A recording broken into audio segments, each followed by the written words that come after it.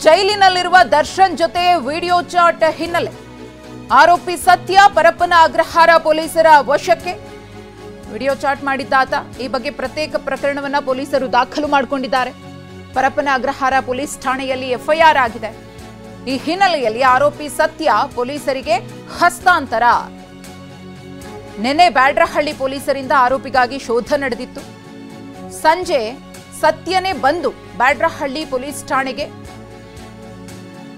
ಪೊಲೀಸರ ಮುಂದೆ ಬಂದು ಶರಣಾಗಿದ್ದ. ಆ ಬಳಿಕ ಸತ್ಯನನ್ನ ವಶಕ್ಕೆ ಪಡೆದಿದ್ದಾರೆ ಪೊಲೀಸರು. ಪರಪ್ಪನ ಅಗ್ರಹಾರ ಠಾಣೆಯಲ್ಲಿ ಪ್ರಕರಣ ದಾಖಲಾಗಿರುವ ಹಿನ್ನೆಲೆಯಲ್ಲಿ ಸತ್ಯನನ್ನ ಪರಪ್ಪನ ಅಗ್ರಹಾರ ಪೊಲೀಸರಿಗೆ ಒಪ್ಪಿಸಲಾಗಿದೆ. ಸದ್ಯ ಹುಳಿಮಾವು ಇನ್ಸ್ಪೆಕ್ಟರ್ ನೇತೃತ್ವದಲ್ಲಿ ಸತ್ಯ ವಿಚಾರಣೆ ಕೂಡ ನಡೆಯುತ್ತೆ. ವಿಡಿಯೋ ಕಾಲ್ ಅನ್ನ ಗಮನಿಸ್ತಾ ಇದ್ದೀರಿ. ರೌಡಿ ಶೀಟರ್ ಧರ್ಮ ಜೈಲಿನಲ್ಲಿದ್ದು ವಿಡಿಯೋ ಕಾಲ್ ಅನ್ನ ಮಾಡಿದ್ದ. ದರ್ಶನ್ ಅಲ್ಲೇ ಇದ್ರು. ದರ್ಶನ್ಗೂ ಕೂಡ ಆ ವಿಡಿಯೋ ಕಾಲ್ ತೋರಿಸಿ ಮಾತಾಡಿ ಅಂತ ಹೇಳಿದ್ದ. ದರ್ಶನ್ ಕೂಡ ರೌಡಿ ಪುತ್ರ ಸತ್ಯನ ಜೊತೆಗೆ ಆತನ ಯೋಗಕ್ಷೇಮವನ್ನ ವಿಚಾರಿಸಿಕೊಂಡು ಒಂದಷ್ಟು ಸೆಕೆಂಡ್ಗಳ ಕಾಲ ಮಾತನಾಡಿದ್ರು. ಈ ಕುರಿತು ಮತ್ತಷ್ಟು ಮಾಹಿತಿಯನ್ನ ಕೊಡೋದಕ್ಕೆ ನಮ್ಮ ಪ್ರತಿನಿಧಿ ಜಗದೀಶ್ ಇದೀಗ ನೇರ ಸಂಪರ್ಕದಲ್ಲಿದ್ದಾರೆ. ಜಗದೀಶ್, ದರ್ಶನ್ ರಾಜಾತಿಥ್ಯ ವಿಚಾರಕ್ಕೆ ಸಂಬಂಧಪಟ್ಟಂತೆ ಪ್ರಕರಣದ ಬಗ್ಗೆ ಸಂಪೂರ್ಣ ತನಿಖೆಯನ್ನ ಮಾಡೋದಕ್ಕೆ 3 ತಂಡಗಳ ರಚನೆಯಾಗಿದೆ.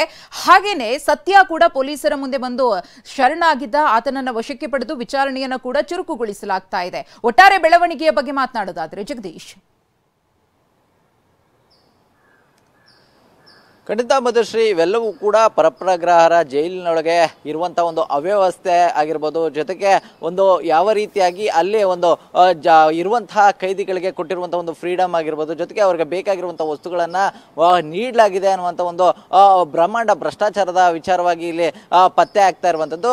ಎಲ್ಲೋ ಒಂದು ಕಡೆ ಅಧಿಕಾರಿಗಳ ಬಾಗಿಯಿಂದಲೇ ಈ ರೀತಿಯಾದಂಥ ಒಂದು ಚಟುವಟಿಕೆಗಳು ಜೈಲಿನೊಳಗೆ ನಡೀತಾ ಇರುವಂಥದ್ದು ಮೊದಲಿಂದನೂ ಕೂಡ ಕೇಳಿ ಬಂದಿರುವಂಥದ್ದು. ಇದರ ನಡುವೆ ಈಗ ದರ್ಶನ್ ಆಗಿರ್ಬೋದು, ಜೊತೆಗೆ ಆತನ ಜೊತೆಗೆ ವಿಲ್ಸನ್ ಗಾರ್ಡನ್ ನಾಗ ಆಗಿರ್ಬೋದು, ಜೊತೆಗೆ ಇತರ ಆರೋಪಿಗಳಾಗಿರ್ಬೋದು, ಅವರು ಅಲ್ಲಿ ಇರುವಂತ ಒಂದು ಲೈಫ್ ಏನಿದೆ ಇವೆಲ್ಲವೂ ಕೂಡ ಈಗಾಗಲೇ ಬೆಳಕಿಗೆ ಬಂದಿದೆ. ಈ ಬೆಳಕಿಗೆ ಬಂದಂತಹ ಬಳಿಕವಾಗಿ ಈಗಾಗಲೇ ಕಾರಾಗೃಹ ಅಧಿಕಾರಿಗಳಿಂದ ಈ ಪ್ರಕರಣದ ಸಂಬಂಧವಾಗಿ ಒಂದು ಕಡೆ ತನಿಖೆ ನಡೀತಾ ಇದ್ದಾರೆ. ಜೊತೆಗೆ ಈ ಪ್ರಕರಣಕ್ಕೆ ಸಂಬಂಧಿಸಿದಂತೆ ಅಂದ್ರೆ ಇಲ್ಲಿ 3 ಆಯಾಮದ ವಿಚಾರಗಳು ಈಗ ಬೆಳಕಿಗೆ ಬಂದಿರುವಂತದ್ದು. ಆ 3 ಆಯಾಮದ ತನಿಖೆಯ ಸಂಬಂಧವಾಗಿ ಈಗಾಗಲೇ ಕಾರಾಗೃಹದ ಹಿರಿಯ ಅಧಿಕಾರಿಗಳು ಏನು ಬೆಂಗಳೂರು ಪೊಲೀಸರು ಅಂದ್ರೆ ಪರಪ್ಪನ ಅಗ್ರಹಾರ ಪೊಲೀಸ್ ಠಾಣೆಗೆ ಒಂದು ದೂರನ್ನ ಏನ್ ನೀಡಿದ್ದಾರೆ, ಆ ದೂರಿನ ಆಧಾರದ ಮೇಲೆ ಈಗ ಪ್ರತ್ಯೇಕವಾಗಿ 3 FIR ಗಳನ್ನ ಕೂಡ ದಾಖಲು ಮಾಡಿಕೊಳ್ಳಲಾಗಿದೆ.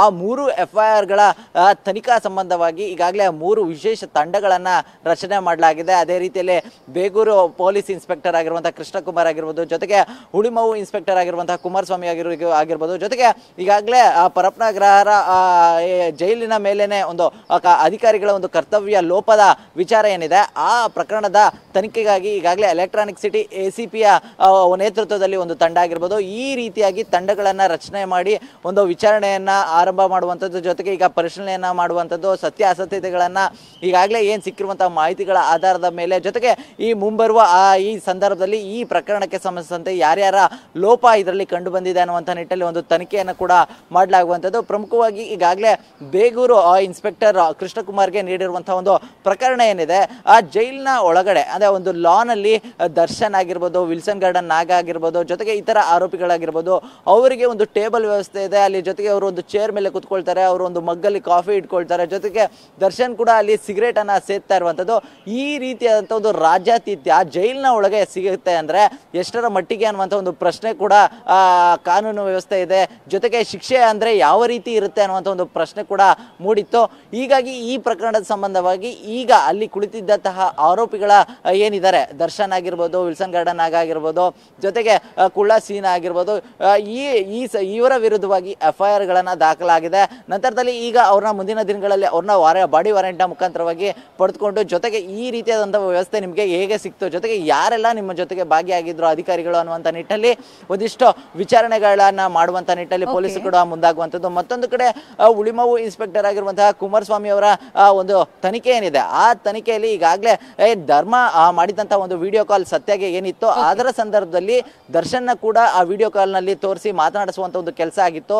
ಹೀಗಾಗಿ ಈ ಪ್ರಕರಣದ ತನಿಖೆಯ ಅಂಗವಾಗಿ ಈಗಾಗಲೇ ಸತ್ಯನನ್ನ ಕೂಡ ಹುಳಿಮಾವು ಪೊಲೀಸರು ಇನ್ಸ್ಪೆಕ್ಟರ್ ವಶಕ್ಕೆ ಪಡೆದುಕೊಂಡು ಈ ಪ್ರಕರಣಕ್ಕೆ ಸಂಬಂಧಿಸಿದಂತೆ ಒಂದಿಷ್ಟು ಮಾಹಿತಿಗಳನ್ನ ಕಲೆ ಹಾಕುವಂತ ನಿಟ್ಟಲ್ಲಿ ಒಂದು ತನಿಖೆಯನ್ನು ಕೂಡ ಆರಂಭಿಸಿರುವಂಥದ್ದು. ಅದೇ ರೀತಿಯಲ್ಲಿ ಈಗಾಗಲೇ ಏನು ಎಲೆಕ್ಟ್ರಾನಿಕ್ ಸಿಟಿ ACP ಏನಿದ್ದಾರೆ ಅವರು ಪರಪ್ಪನ ಅಗ್ರಹಾರದ ಸಿಬ್ಬಂದಿಗಳ ಏನೊಂದು ಕರ್ತವ್ಯ ಲೋಪ ಏನಿದೆ ಆ ಸಂಬಂಧವಾಗಿ ಕೂಡ ಒಂದು ತನಿಖೆಯನ್ನು ಕೂಡ ಶೀಘ್ರದಲ್ಲೇ ಆರಂಭ ಮಾಡುವಂಥದ್ದು. ಧನ್ಯವಾದ ಜಗದೀಶ್ ತಮ್ಮ ಮಾಹಿತಿಗಾಗಿ.